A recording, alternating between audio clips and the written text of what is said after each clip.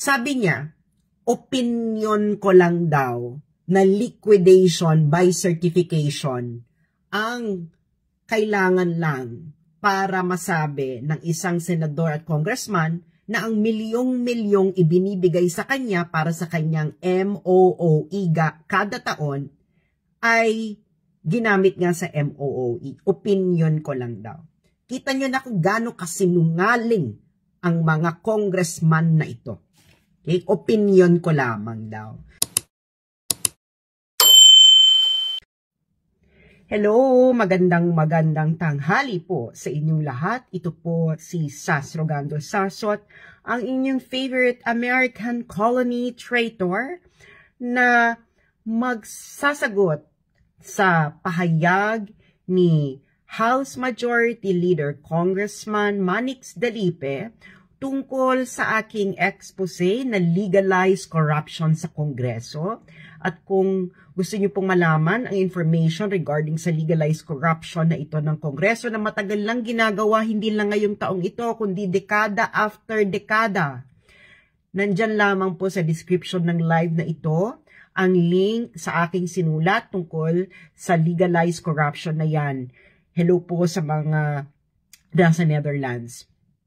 At makikita nyo po kung paano po ito tumatakbo, ang legalized corruption ito. Pero bago ang lahat, binabati ko lamang ang mga taxpayers sa Davao, mga taxpayers at mga OFWs na nasa Netherlands, ang mga taxpayers na nasa Manila, ang mga taxpayers na nasa Makati.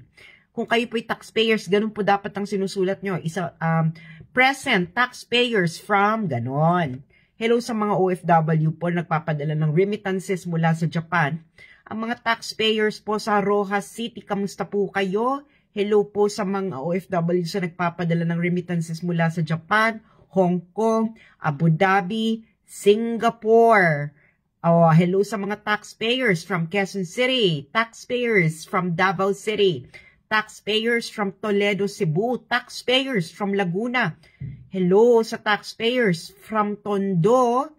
At kamusta po kayong lahat? Kung kayo po ay concerned na taxpayer ng Pilipinas, ay maaari lamang po i-share ang video na ito. At sa mga vloggers po at vloggers sa YouTube, TikTok, Facebook, okay lang po sa akin gawin nyo pong content ang aking video. Wala po itong copyright. Bahala po kayo basta maipalagana po natin ang sistemang ito na ginagawa ng ating Kongreso patungkol sa tax na binabayaran ng bawat Pilipino. Hello sa mga taxpayers na nasa Quirino Province, taxpayers na nasa Capiz, taxpayers na nasa Cotabato City. Diba? So, taxpayers na nasa Makati City, mga OFWs na nasa Hong Kong, taxpayers from Minglanila, Cebu, taxpayers na nasa Doha, Qatar, taxpayers again, mga nasa Makati City, mga taxpayers nasa Hulo-Sulu, at taxpayers na nasa Bahrain, taxpayers na nasa Dasmariñas City, Cavite, at iba't iba pang kapuluan sa Pilipinas. Hello sa mga OFWs na nasa Dubai, again, kung kayo po ay concerned na taxpayer ng Pilipinas, i-share nyo lamang ito sa inyong mga kapwa taxpayers. Pag-usapan ninyo ito sa inuman, sa kapagkainan, sa kahit anong kwentuhan. Hello sa mga taxpayers na nasa Hong Kong, mga taxpayers na nasa Pangasinan, kamusta po kayo? Ayan. So, yung mga vloggers po sa YouTube, TikTok, sa Twitter, sa Facebook, okay lang na i-content nyo ito. Basta maipaliwanag po natin sa taong bayan, sa mga taxpayers sa Pilipino, ang legalized corruption. Legalized corruption sa Kongreso. Hello sa mga taxpayers na nasa Zamboanga, Sibugay, taxpayers na nasa Ermita, Manila. Magsisimula na po tayo. Ang ating pong topic ngayon ay ang hello sa mga taxpayers na nasa Jensen. Ang aking pong live ngayon ay rebuttal ko sa interview kanina ni House Majority Leader Congressman Manix Dalipe ng Zamboanga. Okay. Ayan. So, si Congressman Dalipi po ay representative po ito ng 2nd District of Zamboanga City at siya po ngayon ang House Majority Leader. Ayan. At taga-Lakas CMD po siya. And may interview po siya kanina sa SMNI at tinanong siya sa iba't ibang issue na kumakalat ngayon tungkol sa House of Representatives or sa Congress ng Pilipinas. Pag sinabi po natin Congress, kasama po dyan ang Senado. Senado at ang mababang kapulungan. So, eto na po ang ating gagawin. Okay? Pakikinggan po muna natin ang kanyang interview at tayo po ay magre-rebuttal point by point. Okay. Eto na siya. So, kung gusto nyo po itong panood, mapapanood nyo po ito sa DZAR 1026. Ito po ay ang YouTube ng radio ng SMNI, Pulso ng Bayan, at kanina po ito, 7 hours ago. So, it's October 20. So, ngayong October 20 ito. So, makikita nyo dyan, October 20 episode ng Pulso ng Bayan. So, ang kanya pong interview ay magsisimula sa 59:18. So, pakikinggan po muna natin siya at ire-rebuttal po natin si Congressman Dalipi ng Zamboanga. Ito na po. Bilan po MJ Mondihar sa Puso ng Bayan. Majo? Yes. Good morning po. Magandang umaga MJ and Admar. Yes, good morning. Magandang umaga po sa ating lahat. Sir, may mga concerns po si former President Duterte. Kayo din po ay kongresista noong 18th Congress under his presidency. At may mga hamon siya sa mababang kapulungan na buksan po yung mga libro para magkaalaman daw kung paano ginagamit ang pondo ng bayan na dumadaan po sa Kamara.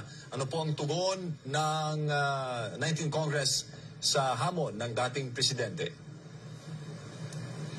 Well, ang House of Representatives po ay handa na magpa-audit and as always, sinabi ko na rin po ito a few days ago na yung House of Representatives is not exempt from any audit procedure being done by COA. Wala pong exemption ang House of Representatives. In fact, kung anong kailangan na paperwork o anong kailangan na reports, kailangan isubmit sa Commission on Audit, ang House of Representatives po, ang buong 312 members to include lahat po ng mga staff or offices ng House of Representatives, handa po magpa-audit. Sabi rin po ni dating Presidente Duterte, galing din po siya dyan sa House. Once upon a time naging congressman. So pag-usapin na po sa pondo ay hindi na po siya mapaiikutan o kumbaga alam niyo yung proseso. Ano po ang tugon dito, sir, ng 19th Congress? Well, wala naman tayong ginagawang mali o masama. Yung sagot ko doon is kung ano i-require ng auditing agency, in this case, Commission on Audit, yun po ang i-comply natin. So wala naman tayong hindi kino-comply na reporting as mandated by auditing procedure. So yun po yung sagot ng House of Representatives. So ewan ko kung ano po yung sinasabi ng ating dating Pangulo, pero kung ano ang required, again, kung ano po ang i-require ng Commission on Audit sa ating House of Representatives, ay magko-comply po ang House of Representatives. Majo, quoting from the statement of the former president, para makuha din namin ang panig ninyo, verbatim, sabi niya, and I quote, "Hindi ino-audit ang Congress. You have never heard of a red flag hoisted in the premises or in the territory of Congress. Not once, not twice, not at all. Maghanap kayo ng isang red flag and despite or in spite of the strict accounting rules, Congress cannot be penetrated." Kasi raw, ang buhay ng auditing office, yung sweldo nila, yung funds nila sa ilalim ng yung funds ng General Auditing Office is controlled by Congress. Ano po ang tugon niyo dito, sir? Again, kasi we have to follow audit procedures. Hindi naman po ang Kongreso ang gumagawa ng audit procedures. Ang gumagawa po niyan ang Commission on Audit.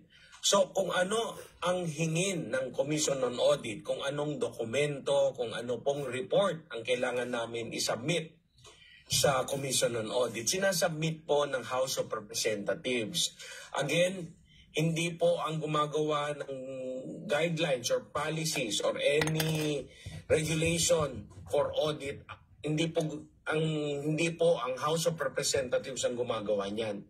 It is the Commission on Audit who will require such. And as always, the House of Representatives will just comply whatever the Commission on Audit will require the House of Representatives or Congress for this matter.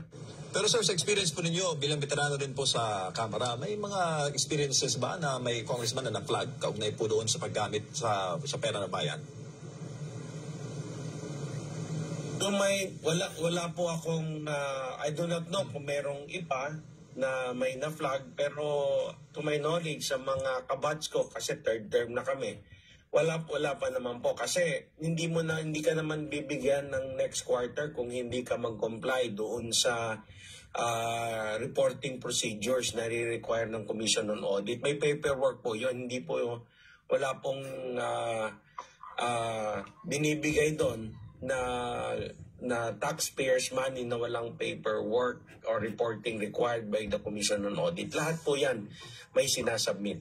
Sir, this year po ba ay nagkaroon ng auditing sa House of Representatives? Yung last na nakita ko, actually kumuha nga po ako ng report nung may inisu po na statement yung ating dating Pangulo that we respect so much, na may mga statement siya against the House of Representatives. Na kumuha ko agad ng report from the Secretary General. I would want to find out for myself, ano ba yung mga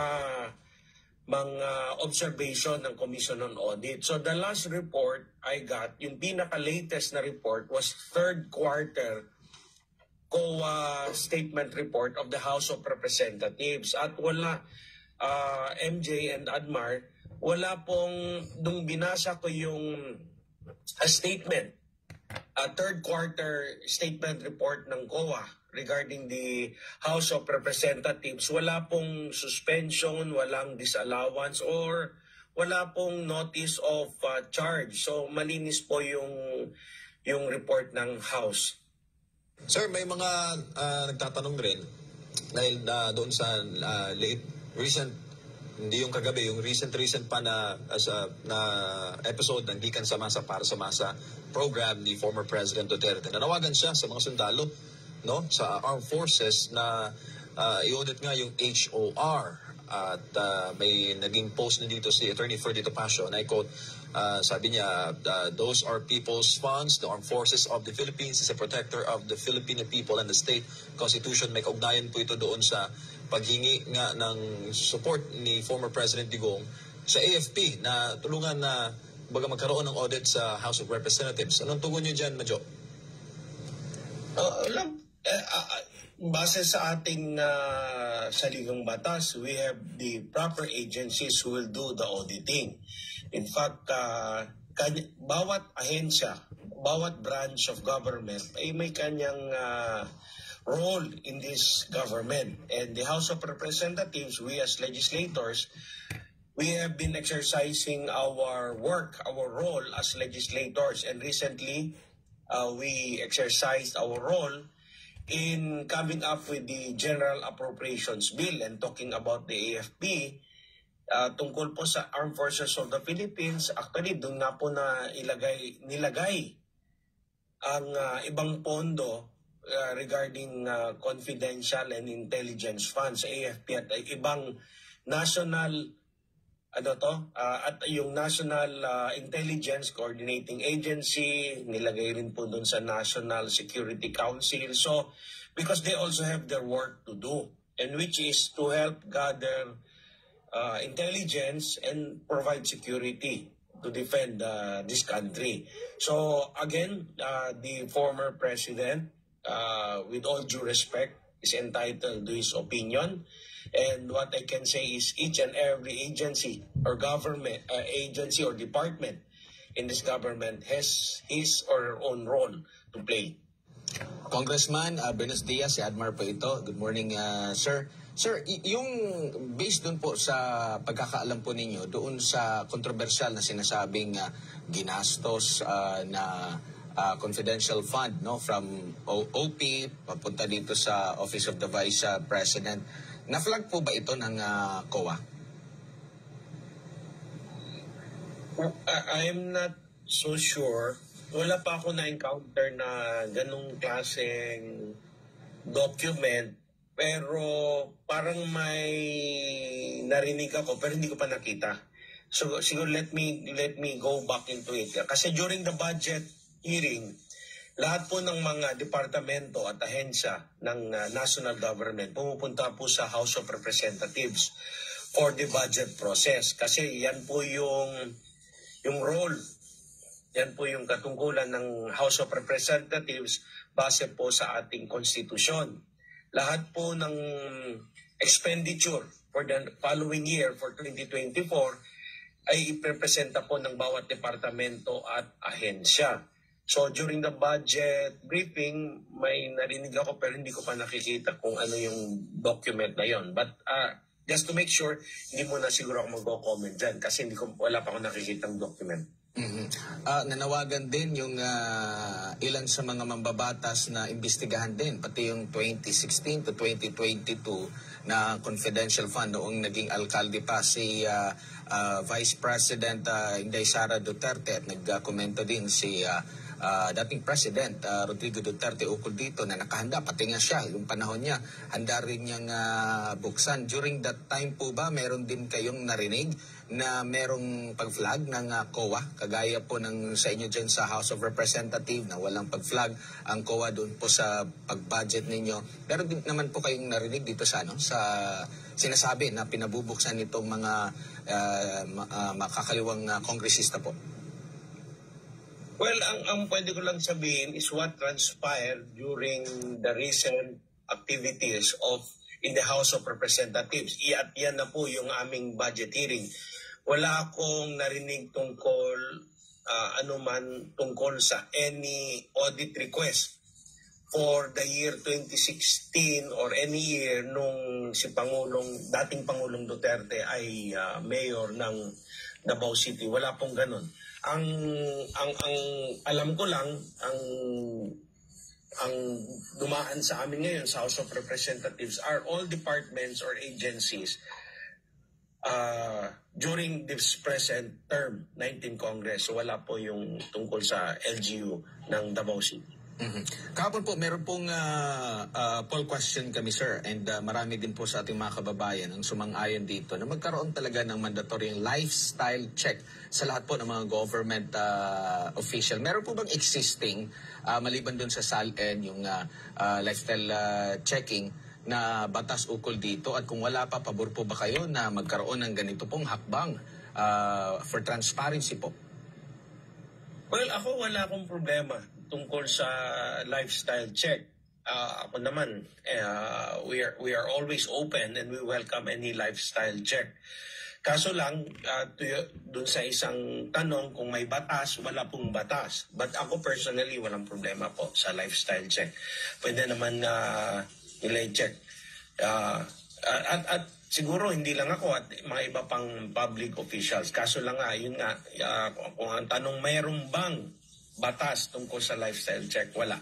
Actually, nung tinanong yan during the budget briefing, yung isang resource person ang nagsabi na walang batas siya at hindi nila ini-implement yon dahil baka gamitin lang daw ng mga kalaban sa politika na wala namang basehan. So, again, ako wala akong problema sa lifestyle check and I think so with other government officials. Sir, huli na lang sa akin po, no? Meron pong nabanggit itong influencer, vlogger na si Sasrogando Sasot, I-quote ko lang at gusto ko ring kunin yung pahayag ninyo ukol dito. I-quote ko lang yung kanyang pinaka-recent post. Papaano ang liquidation ng budget ng bawat senador at congressman? Liquidation by certification. Hindi kailangang magpresenta ng resibo at masusing auditing ng bawat senador at congressman para sa kanilang MOOE. Certification lang ng bawat senador at congressman ang kailangan para sabihing ang milyong-milyong binibigay sa kanila, isa-isa ay ginagamit nga sa MOOE, yung maintenance and other operating expenses. Kaya sa auditing, ang makikita mo lang ay ang certification ng senador at congressman at hindi ang detalye, resibo at meticulous auditing kung ginamit nga ba sa wasto at hindi waldas ang paggastos nila sa pera ng taong bayan. Kahit gastusin pa yan ng senador at congressman sa shopping, sugal, prostitute at iba pang kawaldasan, ang mananaig ay ang certification nila na ginamit nila ang pera ng taong bayan sa MOOE. Walang makakabusisi sa tunay na pinagamitan nila dahil nga classified ito. No? Ito yung recent post lang din ni Sas Rogando Sasot. Ano pong masasabi nyo dito, Majo? Well, opinion niya yan. Basta kami naman kung anong ang require ng auditing agency, we have to comply. Kaya nga sabi ko kanina, hindi kami exempted sa any audit requirement na hinihingi sa amin ng auditing agency, ng Commission on Audit. Kung anong reportorial requirements ang kailangan gawin ng House of Representatives or ng Kongreso, we have to abide by it. Kasi hindi naman yung reporting ginagawa natin ngayon lang 19th Congress. Even before 18th Congress, 17th Congress at ilang pang mga kongreso na kalipas ay nobody is exempted from that. So walang Congress or at any given point in time ay exempted. So kung ano yung nire-require nung Commission on Audit even before and until now, I can say we are compliant by it. Mm-hmm. So pinasisinungalingan niyo po yung naging post na ito na ganito yung proseso dyan po sa Kongreso ni Sas po, Congressman? Actually, basta baka ma-misquote na naman ako. Basta yung sa amin, kung ano ang require ng Commission on Audit, ano yung mga reports na kailangan, anong liquidation kailangan, kung ano ang requirement for audit procedures, we comply by it. Ino-comply po ng House of Representatives. Alright, Majo, dagang salamat sir sa inyo po. Okay, handa na ba kayo sa rebuttal natin kay House Majority Leader Dalipe? Point by point tayo. Point by point. Okay. So, sa mga kakatune in pa lang, share nyo po ang video na ito para po malaman ng mga taong bayan kung gaano po kasinungaling ang mga ito. Okay. Ang unang-unang sinasabi niya ay may audit report daw. Na-audit daw ang House of Representatives. Correct. Na-audit. Merong report ang House of Representatives sa COA. Hindi po yon ang issue dito. Kaya nga kayong mga journalists, ayusin nyo ang pagtatanong. Ang dapat tanong is, may COA audit report ba ang bawat isang congressman at senador? Dahil nga wala. Ngayon, ang sinabi niya, wala daw exempted. Kung walang exempted, edi dapat makikita natin sa COA website na ang COA audit, individual COA audit report ng bawat isang senador at congressman. Okay. Ngayon, madalas niyang sinasabi nito ni House Majority Leader, no? Na sumusunod lamang daw sila sa requirements ng COA. Ang COA daw ang nagde-declare ng requirements. Sumusunod lang daw sila kung anong required paperworks and the like. So, ibig sabihin, hindi sila yung may nagde-determine ng kanilang proseso. Okay? Ito yung sinabi i-rewind nyo, ayan ang sinabi ni Congressman Dalipe. Okay?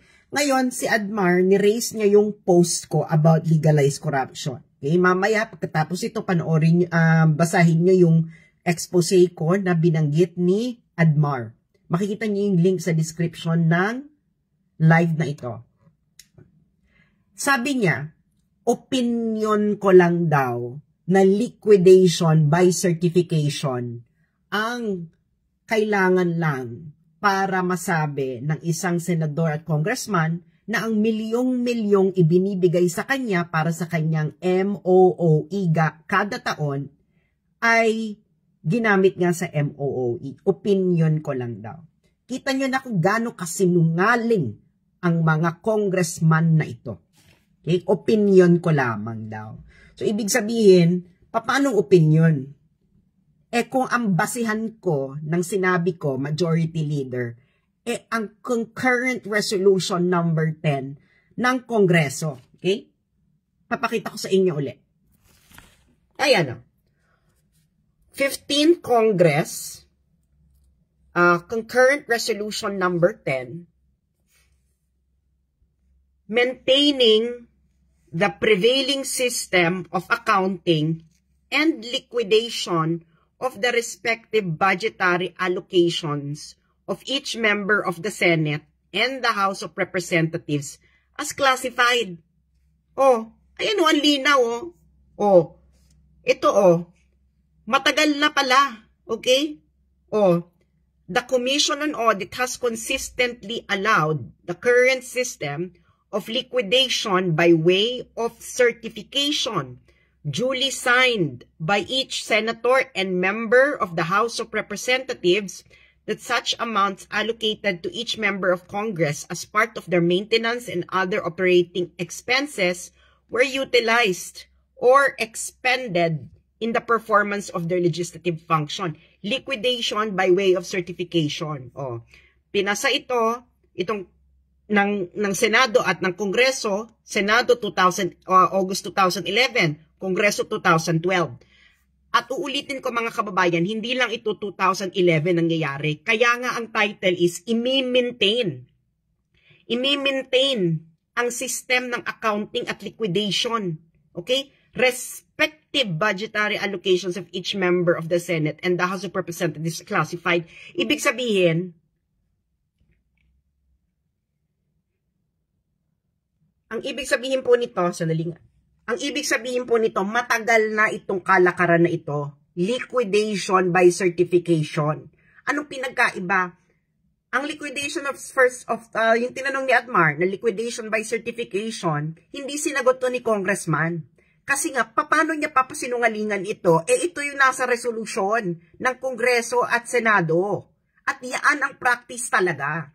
So, siraulo ka, Majority Leader, na sinasabi mo, opinion lang ito, base ito sa current resolution number 10. So, paano ito naging opinion? Ito ang patakaran nyo mismo. Hindi mo po pwedeng sabihin sa amin, House Majority Leader, na sumusunod lamang kayo sa gusto ng COA. Kayo nga, matagal lang sistema ang liquidation by certification. Ibig sabihin, hindi nyo kailangan magbigay ng resibo kung paano nyo ginastos yung MOOE ninyo. Yaan ang totoo. Kung walang resibo, ang sabi nga, napupunta sa Caja de Hierro. Walang individual audit, may individual kupit. Yun ang totoo. Gagawin kitang example, House Majority Leader, ha. Gagawin kitang example.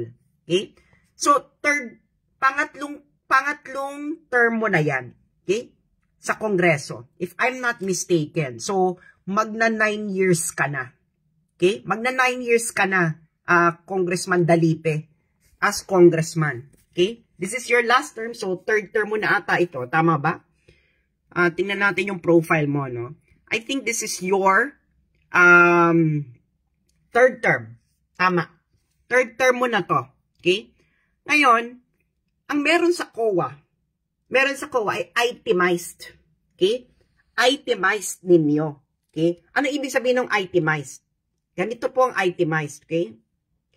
2020 nga lang ang available 2020 lang yung available. So, ganyan lang name, office, period, basic salary, chairmanship allocation, foreign travel, contractual, etc., etc. Ganyan lang kung magkano yung ibinigay sa inyo under that item. Pero wala po tong individual audit na doon nga ginastos, no? So, halimbawa ikaw, Dalipe, no? Noong 2020, by 2020 lang, hanapin natin yung allocation mo. Ito lang yung available Okay? Dalipe. Yon. Ayan ka Manuel Jose Manix Dalipe, Zamboanga City, 2nd District, Office of the Congressman. January-December 2020. Ito lang ang salary mo, ha? Ang salary mo, Dalipe, ay 3.5 million for 1 year. Okay? Pero ang ginastos sa'yo ng taong bayan for 2020, ha, Dalipe, okay? Dalipe, 2020 ay, ayan, 26 million, okay? 26,455,228.35. So, 3.5 lang yung salary mo for 2020, Dalipe. The rest ay MOOE mo. Okay? Bahala ka na. Ngayon, sinasabi mo na walang exempted sa inyo sa audit. So, bakit wala kaming makita? Bakit wala akong makita na individual audit mo, Congressman Dalipe, noong 2020 kung hindi ka exempted? Ikaw na rin ang nagsabi kanina na ang proper agency na mag-audit ay ang COA. So, ibig sabihin, dapat merong audit report ang COA sa opisina mo mismo. Huwag mo kaming ililigaw-ligaw na ang House of Representatives may audit. As an institution, meron yang audit. Pero kayong bawat isang congressman at senador, wala kayong individual audit. Nagigets mo? At sa according dun sa pinakita kong resolution, no? Concurrent Resolution number 10, ang auditing ninyo ay classified. Bawat isa sa inyo. Individual, classified. Okay? Ang accounting nyo bawat isa, classified. According to your concurrent resolution number 10 na pinasa noong 15 Congress. Kaya isa kang malaking sinungaling, Congressman Dalipe. Kaya, ewan ko ba dito sa video, bakit nyo binibaby ang mga congressman? Tanungin nyo sila kung paano nila tinatanong ang bawat ahensya ng gobyernong umuupo doon para i-justify ang kanilang budget. Dahil wala, hindi nila tatanungin ang kanilang mga fellow mafia. Kaya dapat gayahin ninyo yung sistema ng pagtatanong sa kanila. At ganito yung sistema. Nasaan, Dalipe, ang iyong individual audit report. So nakaka 6 years ka na, no? Magsi 7 years na. Kasi 3 years per term. Magti 3 terms ka na. So sabihin na natin ang MOOE mo, Dalipe, sa isang taon ay 20 million. Sabihin na natin na 20 million. So nakakailang years ka na? Sabihin natin kahit magsi 7 years ka na. Magsi 7 years ka na, Congressman Dalipe. Ang MOOE mo for 7 years ay aabot kulang-kulang ng 140 million. So, pag umabot pa yan, pag umabot pa yan 2025, malamang ang MOOE mo, aabot ito ng mga 180 million. Okay? MOOE mo yan. At ang kailangan mo lang sa MOOE mo ay liquidation by certification. Hindi mo sinabi doon sa tanong sa'yo ni Admar kung mali ang sinabi ko na liquidation by certification lang ang iyong MOOE. Nautal ka nga Kasi yun ang totoo. Yun ang totoo dahil yun ang proseso ng Kongreso at Senado sa napakahabang panahon. Hindi ka pa nagiging congressman, Congressman Dalipe, yan na ang sistema. So, wag nyo kaming papasiklaban ng audit report ng buong House of Representatives dahil ang mga individual expenses ninyo, kayong mga congressman, ay classified at liquidation by certification lang ang isinasubmit ninyo. Kasi kung meron kang individual audit, kayo bawat isang congressman, Congressman Dalipe, edi dapat sinampal mo na kami ng individual audit mo mismo. Ikaw mismo. Nakaka 140 million ka na, malamang. Hindi namin nga alam kasi nga hindi ito publicly available. Bakit hindi ito publicly available kung magkano yung natatanggap mo MOOE bawat taon, Congressman Dalisay? Kasi nga, ginawa nyo classified yung system of accounting at liquidation ninyong bawat isa. Yun ang issue. Kahit isa sa inyo dyan sa Kongreso at Senado ay walang makakasubmit sa amin na kayo ay na-individually audit ng COA. So, bakit wala kang individual audit ng COA, Congressman Dalisay? Exempted ka ba? Meron bang patakaran ang COA na ang isang congressman, ang isang senador ay exempted sa audit? Kasi kung hindi ka exempted sa audit, nasaan? Nasaan ang COA audit report mo mismo, Congressman Dalisay? Wala kang maipapakita sa amin. Kaya ikaw ay nagsisinungaling at iniikot-ikot ninyo ang utak ng mga taong bayan dahil nabuko na ang sistema ninyong legalized corruption sa Kongreso at Senado. Okay. Ngayon, ganito Congressman Dalisay ang tunay na individualized audit, okay, ng Kongreso. Okay? Anong papakita ko dito? Ipapakita ko dito ay ang sistema ng United States House of Representatives, US Congress. So, meron silang Statement of Disbursement. Ang Statement of Disbursement ay quarterly public report. Ibig sabihin, quarterly ng lahat ng resibo. Nagigets? Nakikita niyo yan?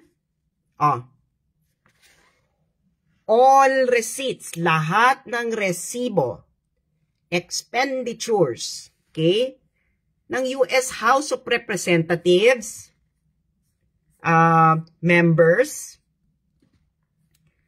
members, committees, leadership, officers, and offices. Okay?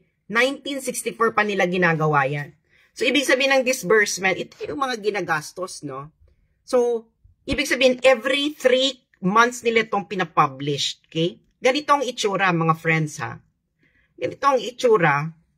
Kita nyo, mahaba to part 1 of 3. So, this is both Senate, no, and House. Ito lang yung sa House of Representatives America. So, part 1 pa lang, 1,110 pages na. Okay? So, anong posisyon mo, Dalipe? House Majority Leader. Okay? Pupuntahan natin ang House Majority Leader dito. Okay? Okay. Nakita mo yan? Nakita mo yan, ha? Office of the Majority Leader, General Expenditures. Papakita ko sa iyo, Dalipe, ang tunay na individual audit. Nakita mo yan? Personnel compensation. Nakalista lahat ng pinapasweldo ng House Majority Leader ng bansang Amerika. Nakikita mo yan? At ang kanilang posisyon. Posisyon. Can you imagine? Policy advisor, staff assistant, counsel, press assistant. Lahat. Okay? At makikita mo ang sinweldo nila sa quarter na yan. This is for the first quarter of 2023. Okay, nakita mo na yan. Hindi lang yan, Congressman Dalipe. Okay, kita mo yan. Yung ginastos sa travel. Nakikita mo yan. Meron yang reference. Okay? At ang ginagamit is state-issued credit card. Okay? Yung mga may pangalan na yan, this is reimbursement. Kasi sariling pera nila yung ginamit, so ni-reimburse. Okay? So makikita mo, Ultimo ginastos sa parking. Pakita ko sa iyo, $2. Nakikita niyo yan? Parking, private auto mileage, lodging, meals, car rental, utilities, etc., etc., etc. And this is the office of the House Majority Leader in U.S. Congress. Yan ang tunay na liquidation. House Majority Leader. Ano yung liquidation ninyo kung hindi ganito? Wala kaming makikitang ganito sa inyo. Dahil nga ang sistema ninyo ay liquidation by certification, hindi liquidation with resibo. Dahil ang liquidation with resibo, dapat ang makikita namin ay yung katulad doon sa US Congress na liquidation. Nakapublic pa yan. So bakit wala kayong ganito? Ito yung requirement sa inyo ng COA na hindi ninyo kailangan ng ganito. Nasaan ang resolution ng COA na ganun pala dapat? Nasaan? Na hindi nyo kailangan mag-liquidate ng katulad ng ganito sa US Congress. Merong ganyan sa batas? Asan? Saan? Anong basihan ng COA na ganun dapat? Wala. So, ibig sabihin, wala kang individual audit kasi wala kang individual liquidation with resibo. Ang meron kayo diyan sa Kongreso ay liquidation by certification. Magkaiba yun. At nung tinanong ka ni Admar, Congressman Dalisay, nung tinanong ka ni Admar, nautal-utal ka.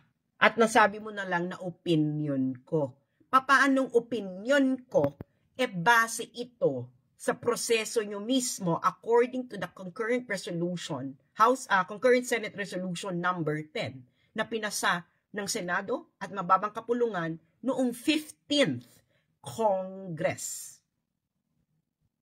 At ayon sa resolution na yon, matagal na itong sistemang ito. Kaya ikaw, House Majority Leader Dalipe, isa kang malaking sinungaling. Kung sa tingin mo mali ang sinasabi ko, iisa lang ang pwede mong gawin para masampal mo ako ng katotohanan. Ipakita mo ang liquidation with resibo ng iyong MOOE for 7 years na, Dalipe. And that is already, ikaw pa lang yan, Dalipe, ha? Kulang-kulang, based upon your existing record, kulang-kulang, nakaka 140 million ka na MOOE.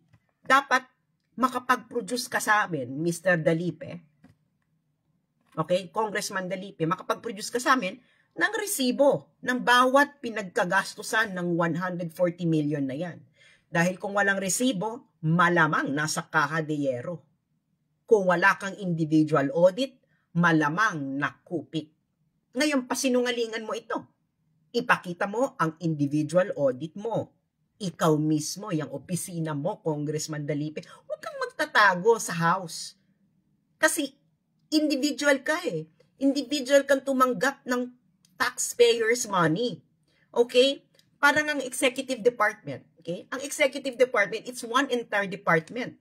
Pero ang mga sub-department, okay, ang mga nasa ilalim ng executive department, halimbawa, DepEd, DPWH, Office of the Vice President, DILG, kahit nga ang mga state universities at mga public school, meron silang individual COA audit report. Kayo dyan sa legislative, wala kayong, bawat isang senador is a separate republic. Di ba kayo na rin nagsasabi niyan? You are 24 republics. Kayo naman sa Kongreso, you represent one district. Ibig sabihin, you are one office each. So dapat ang auditing ninyo is per office. One for each congressman, one for each committee, one for each sub-offices. Wala kayong ganyan. Kaya nga ikaw, Dalipe, Congressman Dalipe, the best way to counter what I'm saying is i-release mo ang liquidation with resibo ng almost 140 million mo na MOOE. Di ba sabi mo, okay lang naman sa'yo? So, dapat okay lang din sa'yo na ilabas mo ang individual COA audit ng opisina mo mismo at audit ng iyong MOOE. Okay? Kailangan ng may resibo eh. Ngayon, kung wala kang mapresenta ng resibo kung paano mo ginastos yung almost 140 million mo, tang ina, anong tawag dyan kung wala kang resibong maiproduce? Kung paano mo nagastos ang almost 140 million mo na MOOE up to the last centavo. Ang MOOE mo ay hindi confidential